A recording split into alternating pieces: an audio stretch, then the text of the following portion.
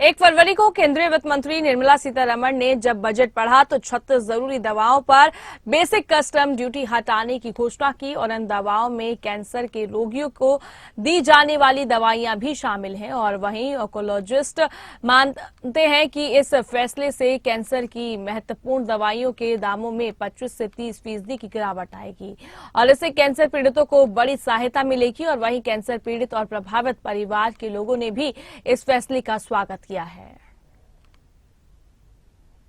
वो actually multinational companies की है, तो उनपे जो ड्यूटी आती है वो 30%, 25 to 30%, तो वो प्राइस एक्चुअली कम हो जाएगा। तो हमारे कुछ पेशेंट जो अभी प्राइस की वजह से वो ड्रग्स नहीं ले पा रहे थे, तो वो पेशेंट भी ड्रग ले पाएंगे। जैसे फॉर एग्जांपल मैं बताता हूँ, जैसे ट्रांसटुजुमैब एक ड्रग होती है, वो पिछली बार गवर्नमेंट ने ड्यूटी फ्री कर दी थी, शायद या ड्यूटी उस पर कम कर दी थी या फ्री कर दी थी मुझे लगता है। तो हमारे जो ब्रेस्ट कैंसर के पेशेंट थे जो HER2 पॉजिटिव होते हैं, हमारे यहाँ पे अब लगभग 100% वो पेशेंट ट्रांसटुजुमैब लगा रहे हैं और वो ड्रग हमारे यहाँ सप्लाई में भी।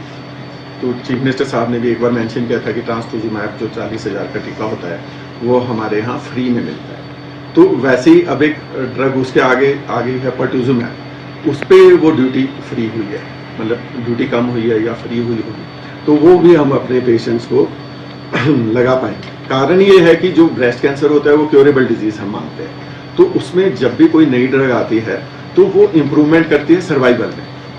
मतलब कहने का क्या हुआ कि जैसे स्टेज 4 डिजीज में पेशेंट आता है एट द आउटसेट, तो भी हमारे पास संभावना है कि हम उसे ठीक कर सकते हैं, स्पेशली ब्रेस्ट कैंसर।